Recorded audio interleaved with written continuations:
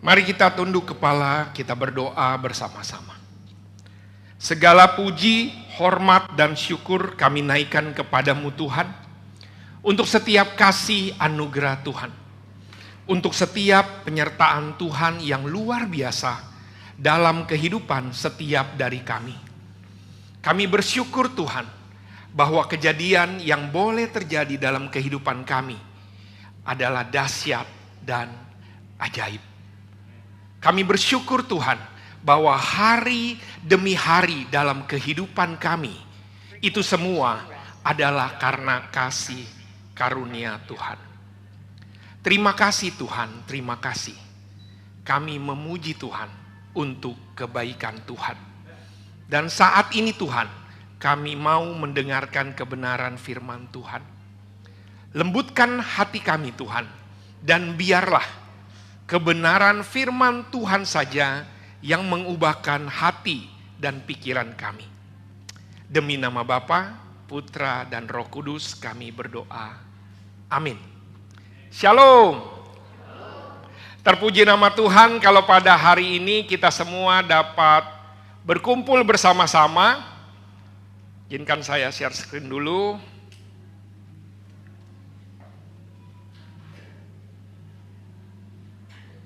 Sebentar, sudah terlihat belum? Belum ya.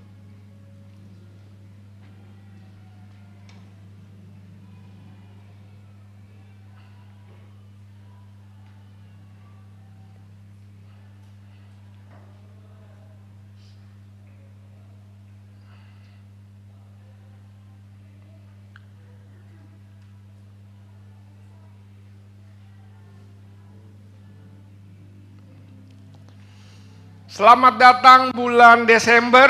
Ini yang dibilang tadi derita semakin berat kah? Enggak lah. Ya, ini adalah bulan Desember, bulan penuh cinta, bulan yang penuh dengan semangat di antara kita semua. Akhirnya kita sampai di bulan Desember ini.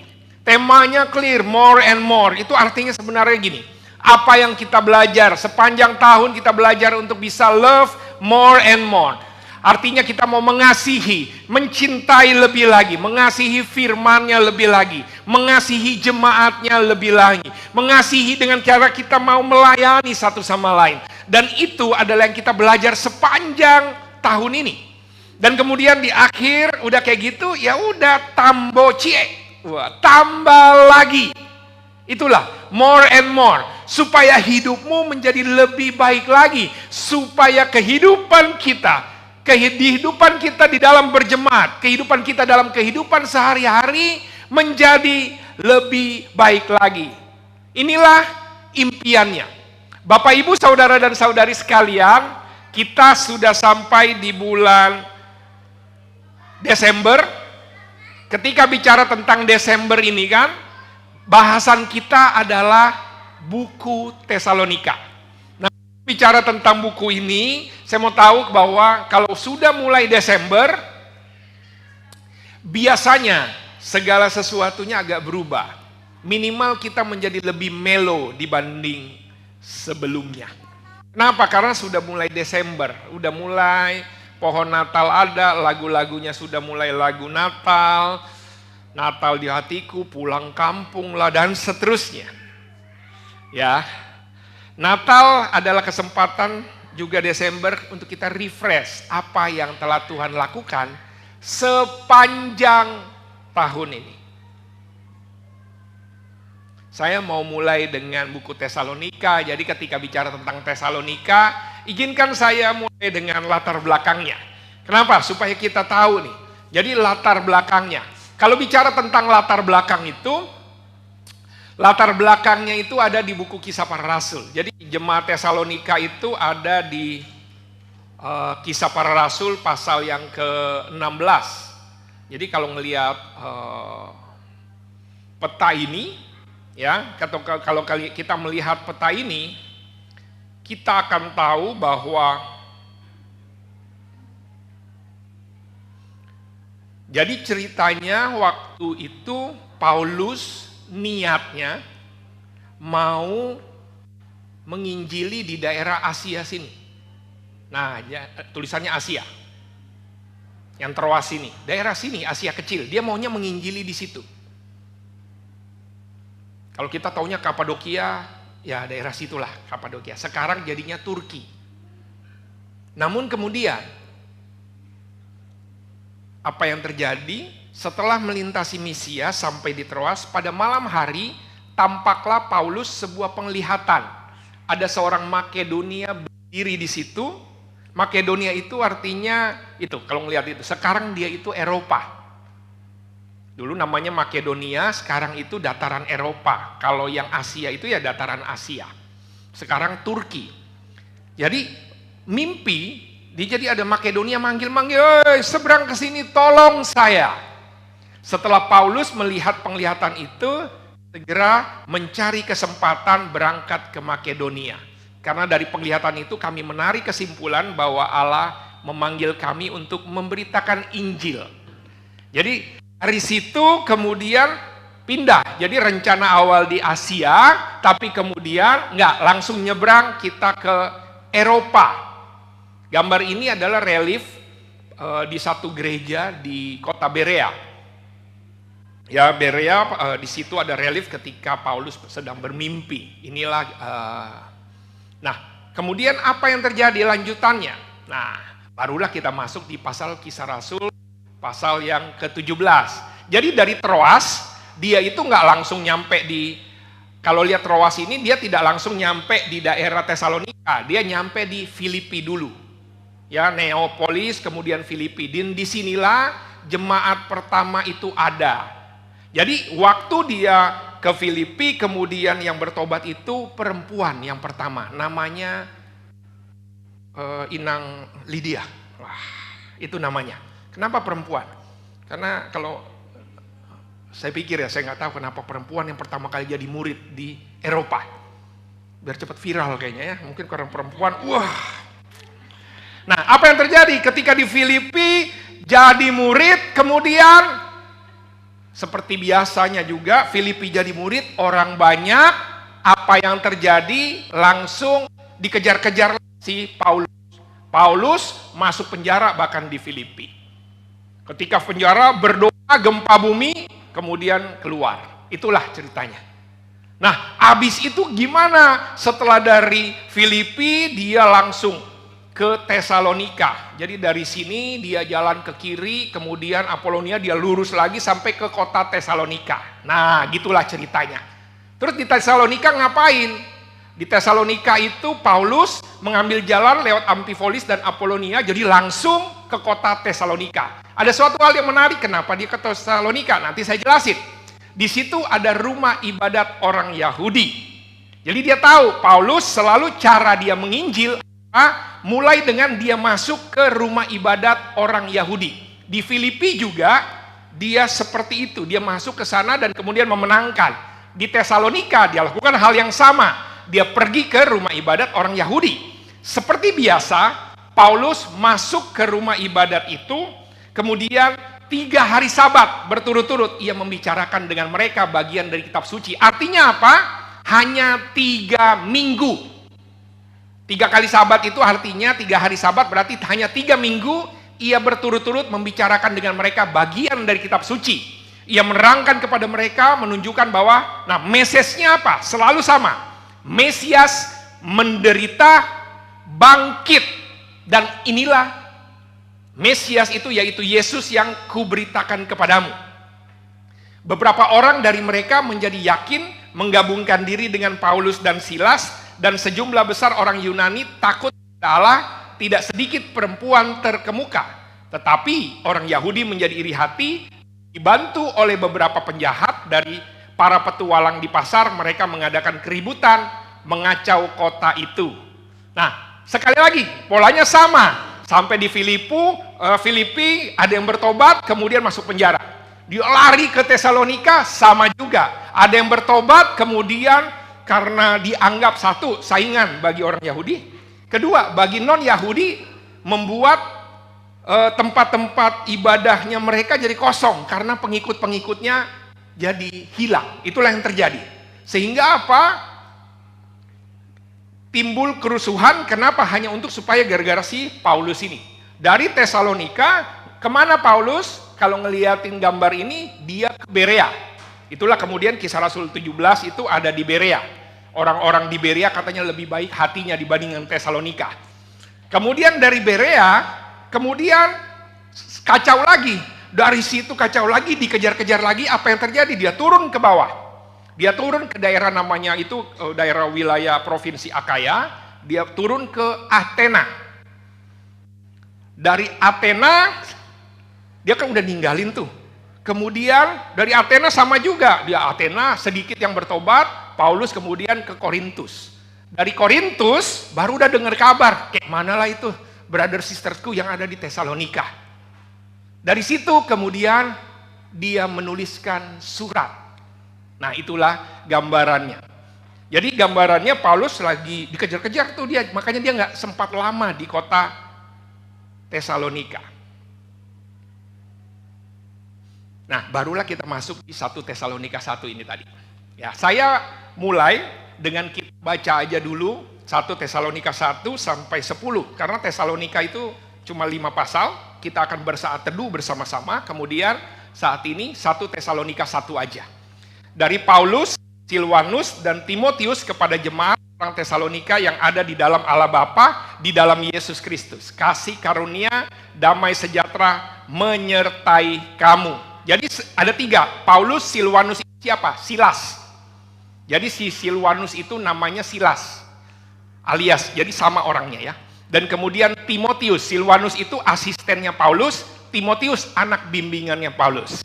Jadi dia yang kasih kabar, kemudian dia kasih kepada jemaat Tesalonika. Kami selalu mengucap syukur kepada Allah karena kamu semua menyebut kamu dalam doa kami. Sebab kami selalu ingat pekerjaan imanmu, usaha kasihmu, ketekunan pengharapanmu kepada Tuhan kita Yesus Kristus di hadapan Allah dan Bapa kita. Dan kami tahu, saudara-saudara yang dikasihi Allah, bahwa Ia telah memilih kamu. Saya baca dulu biar kita dapat gambaran benang merahnya. Sebab Injil yang kami beritakan, sekali lagi sama itu, bukan disampaikan kepada kamu dengan kata-kata saja, tetapi dengan kekuatan Roh Kudus dan dengan kepastian yang kokoh. Memang kamu tahu bagaimana kami bekerja di antara kamu oleh karena kamu.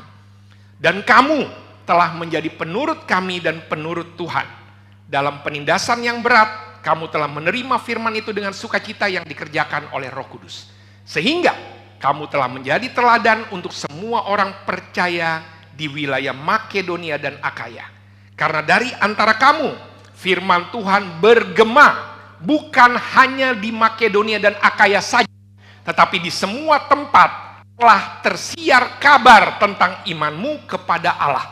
Sehingga kami tidak usah mengatakan apa-apa tentang hal itu. Sebab mereka sendiri bercerita tentang kami, bagaimana kamu sambut, dan bagaimana kamu berbalik dari berhala kepada Allah, kemudian melayani Allah yang hidup dan yang benar, dan untuk menantikan kedatangan anaknya dari sorga, yang telah dibangkitkannya dari antara orang mati, yaitu Yesus yang menyelamatkan kita dari murka yang akan datang. Judul khotbah saya adalah viral karena keteladanan. Kalau kita tadi baca gambaran besarnya, Tesalonika itu jemaat yang hanya 3 minggu aja dikunjungin, kemudian ada banyak yang bertobat, dan kemudian ditinggal waktu di Korintus, kemudian Paulus dengar. Ini viral nih, tapi viralnya kalau tadi dibilang karena keteladanan. Kita kalau kedengaran, si Audi gimana kabarnya? Wih, si Audi itu kadu gitu. Wah, saya nggak tahu gimana kita kalau viralnya bilangnya apa. Sesuatu hal yang baik kah? Atau yang Januari sampai Desember? Kalau ditanya tiba-tiba, si Audi gimana kabarnya nih? Kalau kalian tanya sendiri, sepanjang tahun ini nih, kalau ditanya bagaimana kabar hati sepanjang tahun ini, kalau kemudian di bulan Desember ini tanya, gimana si A? si B, si C. Kira-kira apa jawaban orang yang ditanya? Masih ada si A, gitu lagi jawabannya. Nggak pernah kelihatan. Atau wih mantap luar biasa. Nggak tahu. Tapi inilah viral karena keteladanan kita akan lihat apa yang dilakukan oleh jemaat Tesalonika. Secara cepat backgroundnya. Tesalonika itu ibu kota provinsi Romawi Makedonia. Ya, jadi provinsi Makedonia. Itu kalau sekarang Romawi itu kemudian dibagi dua kerajaan. Satu kerajaan Romawi dia bagian barat, kerajaan timur namanya Bizantium. Nanti kerajaan Romawi barat masih terus ada, makanya kekristenannya masih kenceng di daerah sana, tetapi Bizantium itu daerah Turki.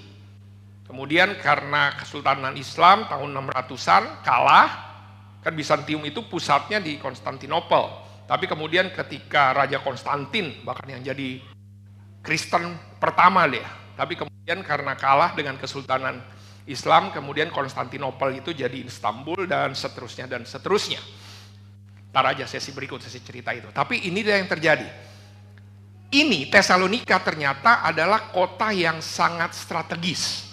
Kenapa strategis? Karena dia ini kota besar yang dekat kalau mau dari ke arah Eropa pasti lewatnya kota Tesalonika. Nah, kemudian yang kedua, karakteristiknya harus kita tahu gini. Ini ada namanya Via Egnatia. Via Egnatia itu jalan. Kalau sekarang Pak Jokowi sudah buat jalan tol banyak bener gitu ya.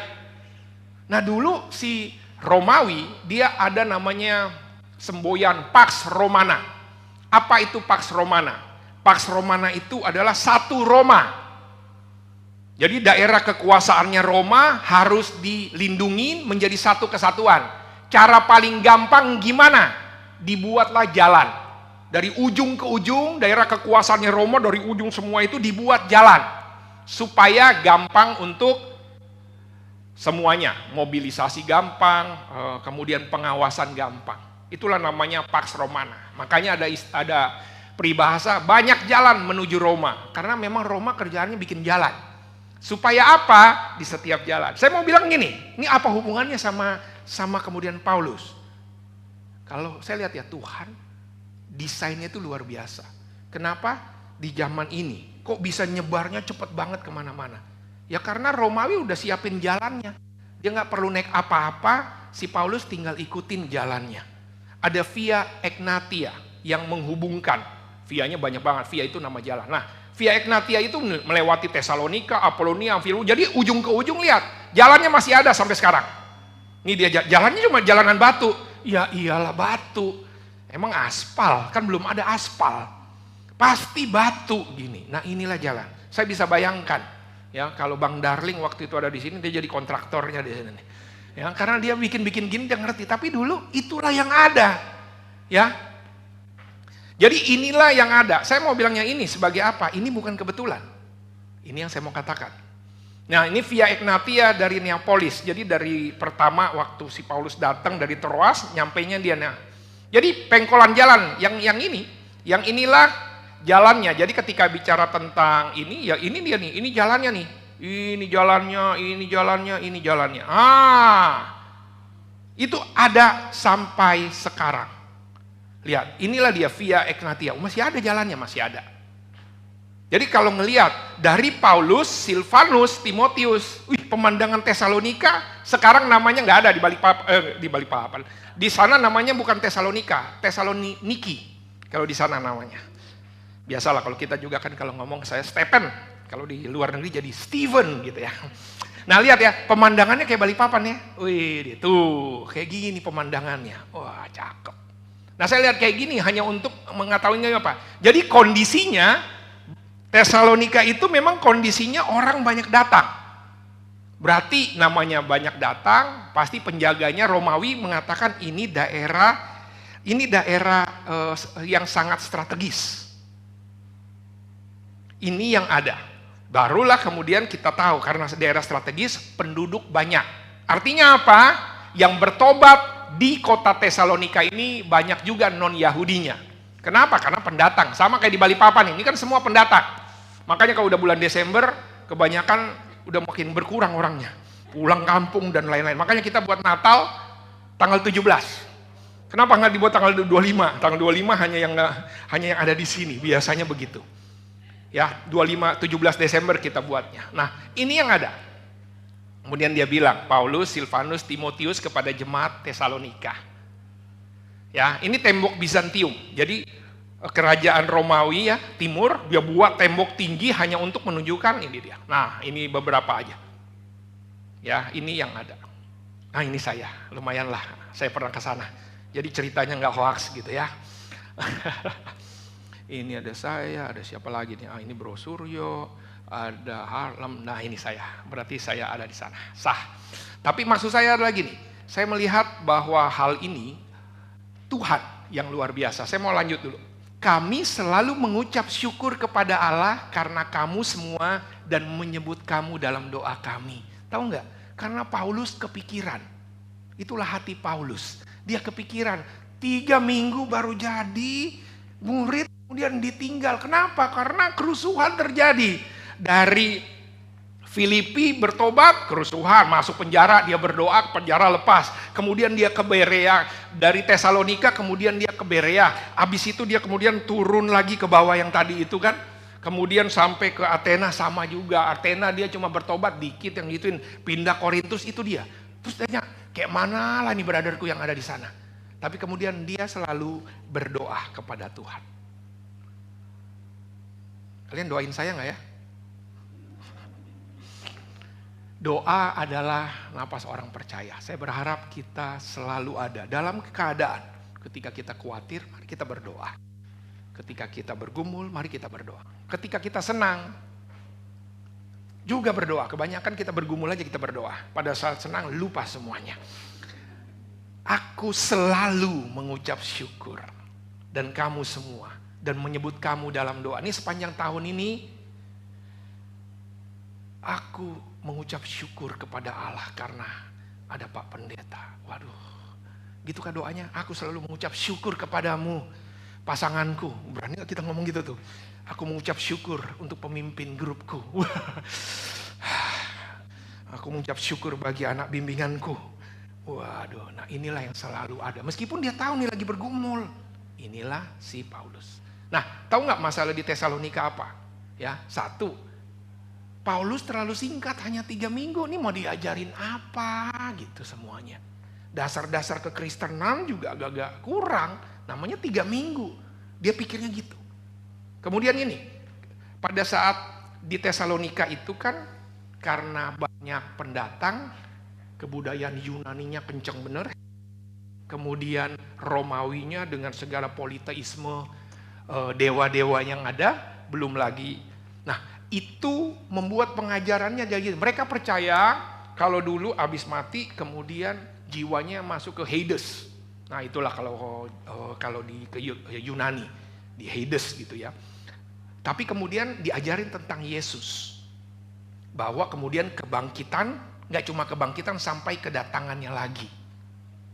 Nah, itu kemudian karena pengajaran kurang, sedih. Brother sisters yang udah bertobat kemudian aduh, meninggal nih. Dia bilang kedatangan nih kayak apa, dia bingung. Sehingga ketika ada yang meninggal, sedih dia. Dan itu mengguncangkan hatinya. Padahal udah diajarin, tenang. Jiwamu akan diselamatkan kalau kamu meninggal. Tapi ada beberapa yang melihatnya malah salah. Baperan, jadi sedih. Dan ketika sedih, mundur. Muntaber tuh, mundur teratur dia. Tanpa berita. Itulah yang ada. Dan itulah yang terjadi. Kemudian ada namanya terbalik, kalau ini ekstrim kanannya, santuy, gak usah kerja lah kita, nunggu aja kedatangan Tuhan, santai aja lah kita berdoa aja terus kagak kerja deh. Inilah kondisi yang ada. Kemudian banyak yang kembali kepada kehidupan lama mereka, tentu saja penganiayaan pasti selalu ada. Makanya di 1 Tesalonika 5 ayat 14, kami menasihati kamu saudara-saudara, tegurlah mereka yang hidup dengan tidak tertib, hibur mereka yang tawar hati, bela mereka yang lemah, sabar terhadap semua orang. Kenapa? Karena kelakuannya udah mulai, ya begitu. Inilah keadaan di Tesalonika. Tapi tetap si Paulus terus berdoa bersyukur kepada Tuhan. Kok bisa? Karena inilah yang dengar. Sebab kami selalu mengingat pekerjaan imanmu, usaha kasihmu, dan ketekunan pengharapan kepada Tuhan kita Yesus Kristus. Inilah rahasianya. Ketika dia bilang kehidupan Kristen itu bicara tentang 3. Iman, kasih, dan pengharapan. Dan itulah rahasianya. Kenapa jemaat di Tesalonika kemudian jadi viral? Karena ini. Iman. Apa yang dikerjakan sama jemaat? Iman melihat kembali ke juru selamat yang disalibkan. Dia melakukan pekerjaan iman, artinya apa? Apa yang dilakukan karena percaya kepada Yesus. Atau betapa jemaat telah bekerja keras karena percaya kepada Yesus. Bukan hanya dengan mulut, tetapi dengan nyata dalam perbuatan nyata. Jadi dia bilang, ini yang dilakukan. Jadi di dalam imannya. Nah, kemudian kasih. Ini bicara tentang kepada Yesus. Jadi melihat kepada Yesus yang disalibkan, kemudian kasih memandang kepada juru selamat yang dimahkotai, artinya mengasihi Allah.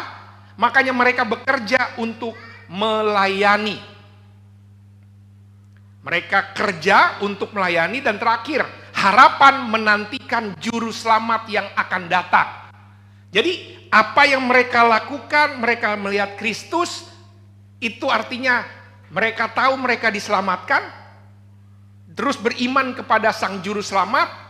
Sebagai responnya, dia melihat sang juru selamat itu, kemudian dia hidup melayani. Kemudian gimana besok? Selalu bertekun dan berpengharapan karena kan ada penantian sang juru selamat yang akan datang. Itulah yang ada. Kehidupan Kristen itu memang selalu 3 area ini. Bapak, Ibu, Saudara, dan Saudari sekalian. Kemarin, sekarang, besok. Kemarin karena saya diselamatkan. Itu kan iman. Percaya kita kepada Tuhan. Terus hari ini saya ngapain? Karena saya sudah diselamatkan, sebagai rasa syukur. Saya bekerja. Untuk apa? Melayani. Rasa syukur ya, bukan untuk mengejar keselamatan. Karena sudah. Tapi kemudian ada penantian bahwa nanti akan kedatangan Yesus yang kedua. Dan kami tahu, hai saudara-saudara yang dikasihi Allah, bahwa Ia telah memilih kamu. Sepanjang bulan ini, tahun ini, saya nggak tahu gimana kita hidup. Benar nggak Tuhan memilih saya? Apa keraguan kita? Alkitab clear sekali, banyak ayat bilang, saya telah pilih kamu. Saya telah pilih itu artinya gini, saya sudah rancang semua.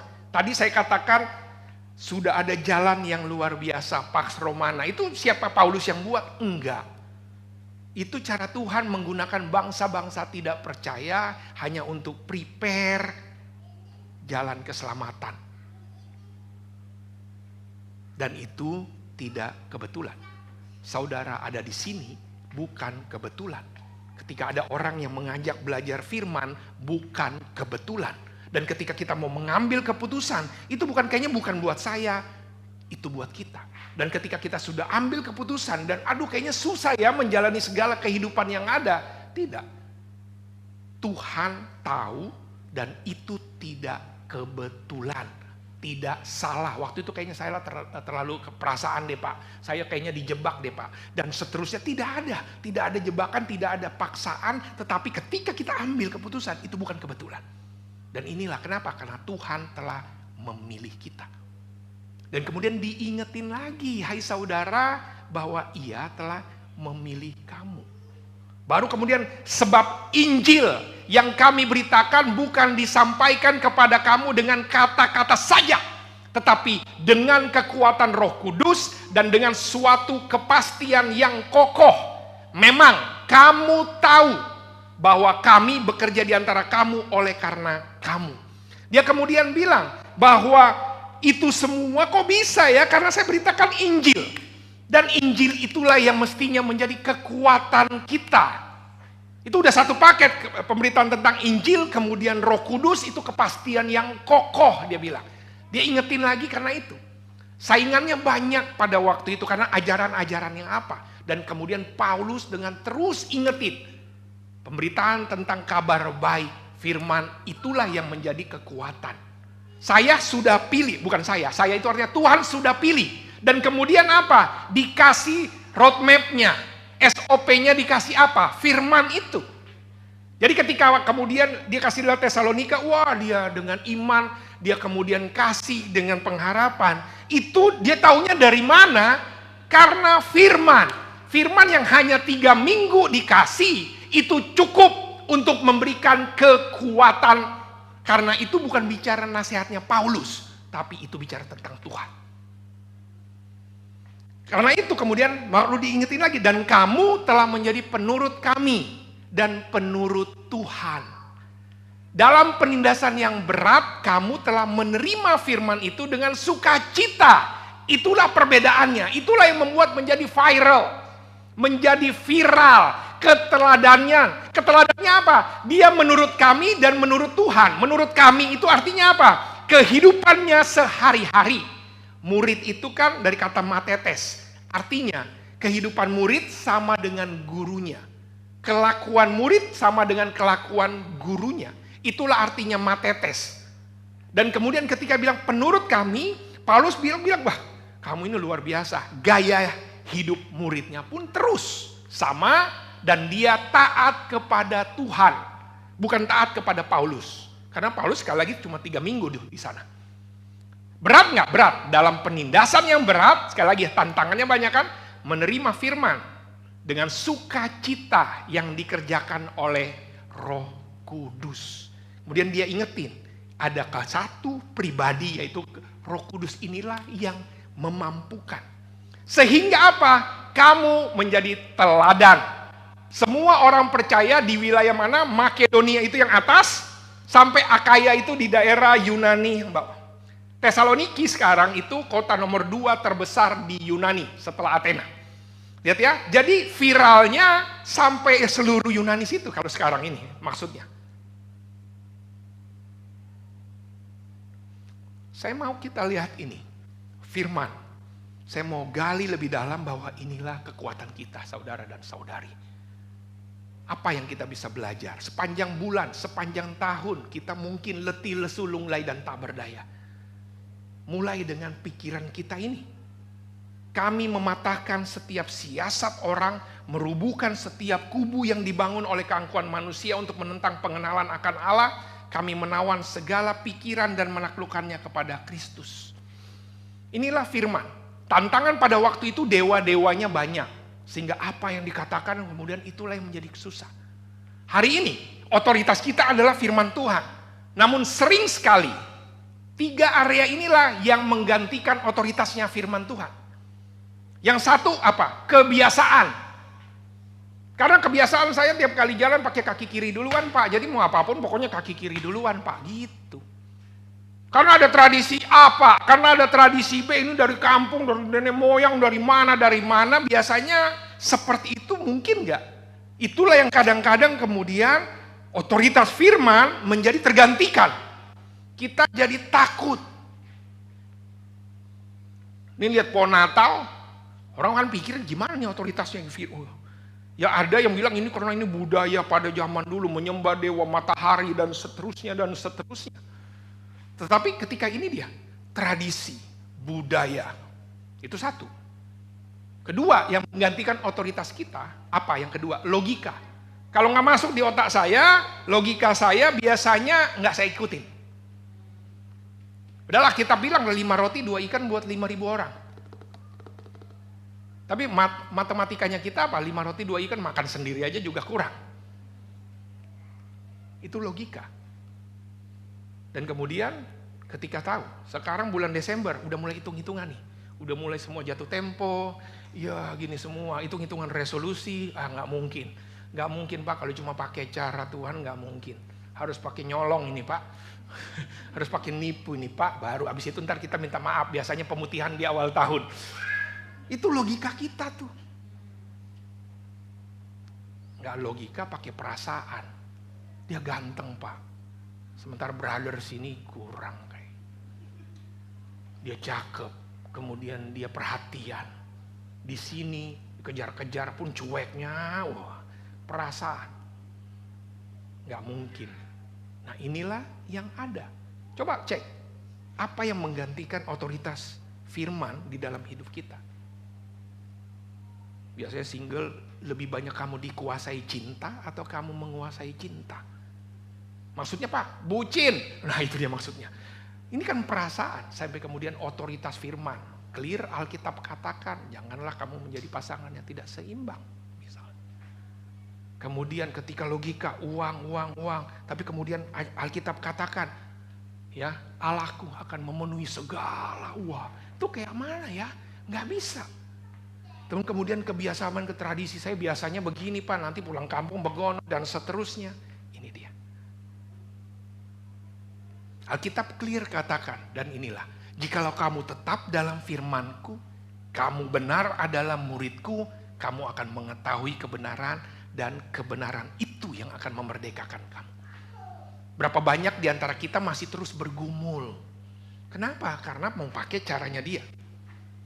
Mau pakai cara firman agak-agak berat. Nah itulah yang membuat bergumul. Itulah yang membuat kayaknya susah plong saya. Karena tanggung-tanggung buatnya. Ini sepanjang bulan ini saya mau kita ingat ini. Sepanjang ini udah penghujung, biasanya saatnya kita merefleksikan diri. Iya ya, kenapa saya susah? Karena mungkin main dua kaki. Main kayak politik kaki kiri, kaki kanan, kaki depan, kaki belakang misalnya. Jadi bingung. Tetaplah di dalam firman Tuhan misalnya. Itulah yang akan memerdekakan kamu. Pertanyaannya bagi kita, bagaimana keadaan kita? Maukah kita ikut otoritas firman? Sudahkah kita ikuti otoritas firman sepanjang bulan ini? Baru tanggal berapa Pak? Tanggal 3. Sepanjang tahun ini. Seberapa percaya kita dengan firman? Karena inilah yang ada. Alkitab clear. 2 Timotius 3, saya terus, ini 7 up. Inilah gunanya firman, memberi kita hikmat, menuntun kepada keselamatan, mengajar kita, menyatakan kesalahan, perbaiki kelakuan, mendidik. Yang ketujuh, diperlengkapi. Inilah firman Tuhan, dan ini yang harus diisi terus. Sehingga kemudian ketika Paulus udah lama di Korintus, dia bilang, kayak mana tuh brother sister di Tesalonika? Saya memuji Tuhan dengan semua dan memang viral. Kenapa? Karena pilihannya meskipun ada banyak pergumulan. Setiap hari mestinya gini kita. Setiap hari saya harus memilih nih, memberi makan pikiran saya dengan yang terbaik, saudara dan saudari sekalian. Apa itu? Firman. Tak putus-putus ya, saya terus ingetin kita. Belajar firman, gali firman, bersatu. Kita akan bersatu dulu lagi bersama-sama dari buku Tesalonika. Aduh, saya sepanjang tahun ini belum pernah lagi saat teduh Pak. Mulai aja dari sekarang lagi. It's okay. Setiap hari saya harus memilih membebaskan pikiran saya nih dari pemikiran yang menghancurkan.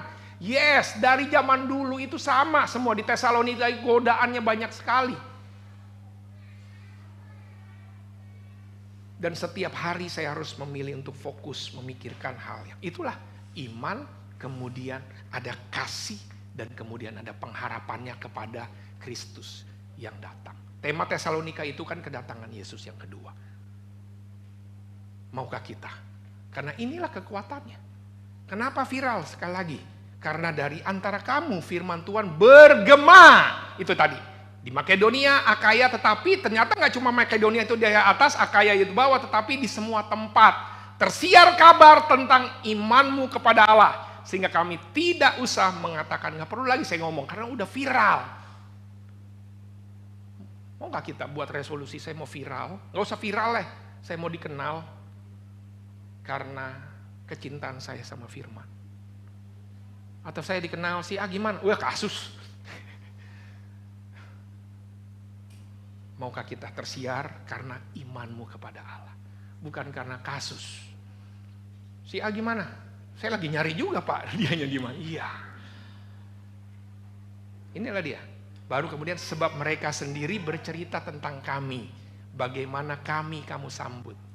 Bagaimana kami berbalik dari berhala untuk melayani Allah yang hidup dan yang benar dan untuk menantikan. Jadi yang dilakukan itu ini aja. Praktikalnya ya, yang dilakukan ya. Kemudian apa? Dia berbalik dari bertobat. Jemaat Tesalonika dia bertobat. Jadi kalau kita pun sama, mari kita terus ambil waktu nih di awal Desember, ini mulai waktu yang gini. Apa yang telah saya lakukan selama ini kepada keluarga, kepada orang tua saya, kepada perilaku saya antar jemaat. Coba berbalik dalam konteks yang di sini berhala untuk melayani Allah yang hidup.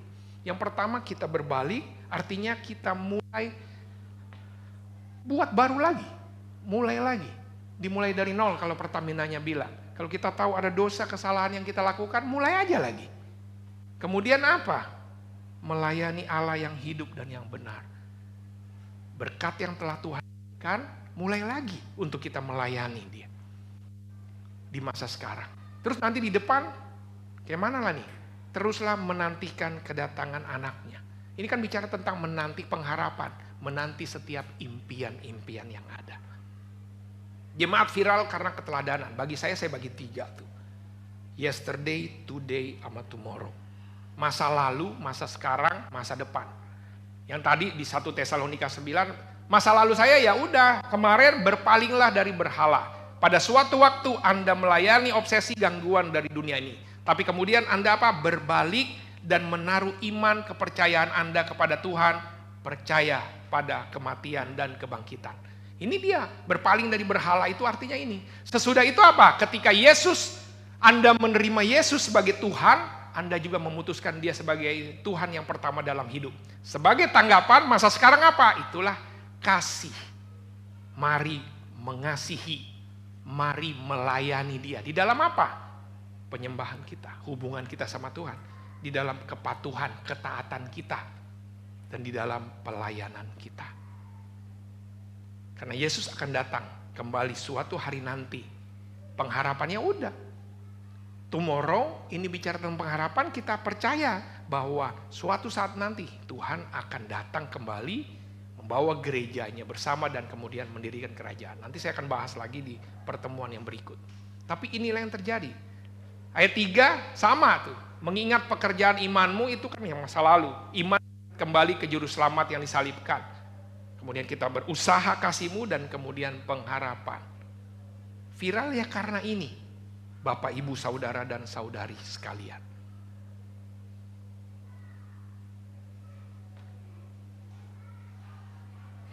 Hari ini saya bicara tentang Tesalonika viral karena keteladanan. Di 2 ayat utama inilah iman, cinta, kasih, harapan. Yesterday, today, and tomorrow. Iman melihat ke belakang, melihat bagaimana juru selamat yang disalibkan. Cinta kasih memandang ke arah Dia, membuat kita mau melayani dan teruslah berharap juru selamat yang akan datang. Karena dasarnya Yesus. Dari 1:9 ayat 10 itu, sekali lagi, inilah yang dilakukan sama Tesalonika, jemaat Tesalonika. Mari kita belajar. Viral karena teladanan itu dia mulai dengan berbalik dari berhala. Berbalik dari kehidupan kita yang kemarin. Yuk mulai lagi, saya tahu saya kemarin salah, rendah hati untuk kita bawa kembali lagi. Kemudian teruslah melayani Allah. Dan kemudian bertekun. Terus sampai kapan nih? Ya sampai nanti Tuhan datang. Bertekunlah. Kalau dibilang tentang more and more. Kita akan terus belajar tentang apa? Ya tentang area ini. Jemaat di sana dikenal karena iman, kasih, dan pengharapannya. Dan itu karena bergantung pada firman Tuhan. Cara praktis, kalau kita belajar dari Tesalonika 1. Berbalik dari berhala. Kemudian kita melayani satu sama lain. Bertekun dalam pengharapan. Saudara dan saudari, bulan ini, bulan terakhir di tahun 2023, saya nggak tahu gimana perasaan kita, tapi mari kita bisa belajar dari Tesalonika. Tidak ada kata terlambat. Jemaat itu dikenal dengan imannya, kemudian karena kasih jadi dalam praktek dan pengharapan dia. Dalam praktek sehari-hari, mari kita mulai. Yuk kita mulai aja dari awal, saya mau kembali lagi. Saya tahu banyak hal salah yang saya lakukan. Ya sudah, mulai aja. Malu Pak, Tuhan sudah mati buat kita. Kedua, saya selalu bilang kita semua ini berobat jalan sama, tidak ada yang sempurna. Mulai aja. Terus karena rasa syukur itu, saya mau mulai melayani. Saya mau mulai lagi memberi satu sama lain. Saya mau mulai lagi terlibat satu sama lain. Minggu depan kita mau ada 17 Agustus, bukan 17 Desember, anniversary gereja. Kita lagi mau cari dananya, kita mau terlibat. Nanti mungkin latihan sebentar. Merit sudah mau latihan joget-joget di sini, terlibat lah. Saya kan nggak tahu, nggak apa-apa, mulai aja. Kenapa? Karena itu rasa syukur. Perayaan kita itu kan karena rasa syukur, bukan karena mau apa. Kita bisa terlibat dalam pencarian dana, kita bisa terlibat di dalam acara karena ini kan dari kita buat kita. Dan kemudian, kalau kita tahu setiap resolusi kita kayaknya nggak berhasil Pak, terus bertekunlah dalam pengharapan. Dia kayaknya nggak pernah berubah. Enggak. Semua orang. Karena ada Roh Kudus, bisa nggak berubah? Bisa nggak? Kayaknya pekerjaan saya bisa nggak berubah Pak? Resolusi saya bisa nggak berubah? Pasangan saya bisa nggak terus bertumbuh lagi? Bisa. Jemaat bisa nggak? Bisa semua. Karena si Tesalonika, di jemaat Tesalonika sudah ingetin lagi nih. Kayak begini semuanya. Mari ambil waktu saudara dan saudari sekalian hari ini. Area mana yang susah kita harus berbalik? Mulai. Apakah saya harus terbuka terlebih dahulu? Saya minta waktu untuk spend time, mau ngobrol, rekonsiliasi. Lakukanlah itu. Dan gak usah tunggu. Start aja mau mulai lagi melayani, mau mulai lagi baca Alkitab, mulai lagi dan seterusnya. Dan kembali terus bertekun aja. Kayaknya gak kelihatan Pak, karena ini bukan cuma sehari 2 hari langsung kelihatan. Teruslah, sama kemudian Tesalonika mengajarkan untuk bertekun di dalam pengharapan. Mari kita berdoa. Terima kasih Tuhan, hari ini kami boleh kembali belajar dari Tesalonika. Kami semua ini sudah dipilih. Artinya ketika kami tahu kematian Tuhan, Mesias yang menjadi juru selamat kami, itu membuat kami terus memiliki iman. Sehingga respon kami, karena kami beriman kepada Tuhan, kami mau mengasihi. Dan kami mau terus di dalam pengharapan kami. Kami mau gali Tuhan melalui firman Tuhan yang punya kuasa itu. Sebagai praktek kami sehari-hari Tuhan, kami mau mulai membersihkan hati kami, berbalik kepada berhala kami, dosa kami. Dan kami mau tidak hanya berbalik, namun kami langsung beraksi dengan mau melayani, dengan memulai lagi kami. Memulai berinteraksi, memulai membaca Alkitab lagi, mulai belajar lagi, mulai memberi lagi, dan langsung memulai. Karena itu adalah bentuk kasih kami. Dan kami akan terus mempraktekkan kasih itu sampai kedatangan Tuhan. Kami mau terus berimpian sampai Tuhanlah yang mengubahkan keadaan kami. Terima kasih Tuhan, terima kasih. Saat ini secara jemaat kami akan bersama-sama mengambil roti dan meminum anggur. Biarlah Tuhan mempersiapkan hati kami untuk perjamuan kudus. Di dalam nama Tuhan Yesus kami berdoa. Amin.